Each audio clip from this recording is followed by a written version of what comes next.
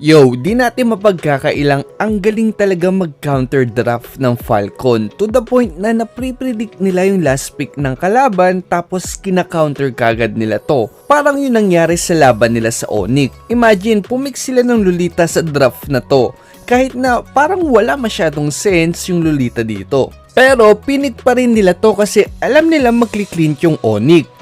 At nangyari ulit yan dun naman sa laban nila sa RSG, kaya yan yung pag-aaralan natin ngayon. Franco ban kasi kakaiba naman talaga yung pinakitang performance ni Light sa Franco niya. Tapos respect ban naman sa Fanny ni Demon Kite. At saka tignan nyo, sila na yung nag-ban ng 1-1 kasi kasama talaga sa strategy ng RSG na pag red side sila, nag-o-open sila ng mga priority hero pero kapalit nun, dalawa yung makukuha nila. At ganyan na nga yung gagawin ng RSG dito. Ibaban nila yung Valentina na default ban sa red side, tapos yung Julian at saka yung Akai na talagang sumisikat na pick ngayon. Tulad ng ginawa nila sa See You Soon, inopen nila yung link para matrade sa Beatrix na sobrang comfort naman talaga ni Eman. Tapos isa pang comfort pick. Pero ginawa talaga ng Falcon yung assignment nila, mukhang expected na nila yung gantong draft. Kaya Beatrix yung kinuha nila sa first pick. Dahil dyan yung RSG sumagot na lang ng Ling Esme na good trade pa rin para sa Beatrix kasi dalawang comfort pick pa rin nila yan. At dahil ginawa talaga ng Falcon yung assignment nila, ang ganda ng sagot nila dito. Una, Karina na malakas sa early game at capable namang invade ng purple buff ni Ling.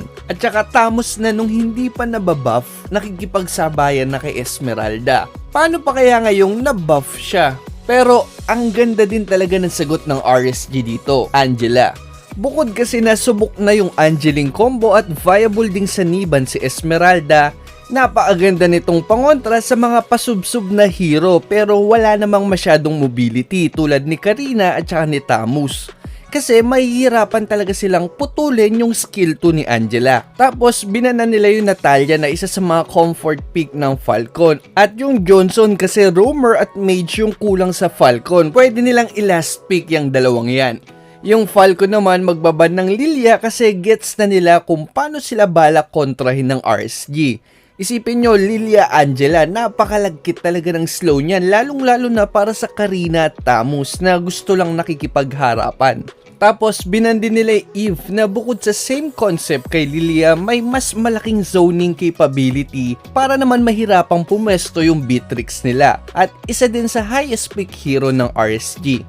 Kaya yung RSG, pipick na sila dito ng Kagura na second go-to hero nila pag nababan si Eve. Tapos, dito natingin kong nabasa ng Falcon yung ilalas pick ng RSG. Pumili sila ng Selena na isa sa mga comfort pick ni Justin at Garak na may easy access sa knock-up at napakadali pang i-execute. Bakit importante yung knock-up? Claude kasi yung magiging last pick ng RSG dito at isa sa pinakamadaling paraan para makontra yung Claude ay knock-up para ma-cancel yung ulti niya. Kung nagtataka ka kung paano nalaman ng Falcon na maglo-Claude yung RSG, ganito kasi yan. Sa kunat ng lineup ng Falcon, medyo mabibitin yung damage ni Clint, kaya X na kagad siya. Maganda sanang candidate yung Popolin Koopa na pwedeng mag-burst build tapos lalagyan na lang ng DHS pangontra sa mga high HP ng Falcon o kaya Brody din dahil sa ulti niya. Kaso ang problema sa dalawang yan, hindi maganda yung synergy nila kay Angela kasi gusto nilang minamaximize yung range nila, kaya ibig sabihin dahil gusto nilang malayo sa kalaban, madali ding mapuputol yung string ni Angela pag sa kanila sumanib to kasi lalayo lang sila ng lalayo sa target. Kaya ang natira na lang na gold laner na may potential na maging tank killer at maganda yung synergy kay Angela ay una si Kari kasi medium range lang siya, kahit nasubukan niyang lumayo, abot pa rin ng range ng skill 2 ni Angela yung kalaban. Kaso ang problema dito dahil medium range nga lang siya tapos Beatrix pa yung makakatapat niya sa lane, medyo tatagilid siya sa laning phase. O kaya si Claude na ilang beses ginamit ng Team PH panlaban sa Beatrix nung SEA Games at perfect din yung synergy niya sa Angela kasi gustong gusto ni Claude na sumusubsob pagka nag-ulti siya.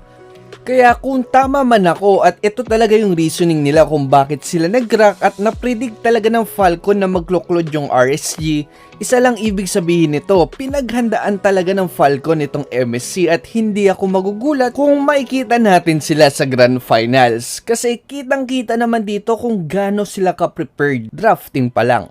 Pero syempre, hindi lang naman sa draft iikot ang laban, depende pa rin yan sa magiging execution ng game. Tulad na nangyari dito, ang perfect ng draft ng Falcon pero iba pa rin talaga yung macro mechanics ng RSG ngayon. Walang kabayas-bayas pero feeling ko sure na talaga sa Grand Finals yung RSG. Bala ko nga din palang gawa ng analysis yung Game 2 at saka Game 3 nitong Falcon versus RSG kasi ang ganda talaga ng batuhan ng draft. Tignan natin kung kaya ko siyang i-upload today. Salamat sa panonood.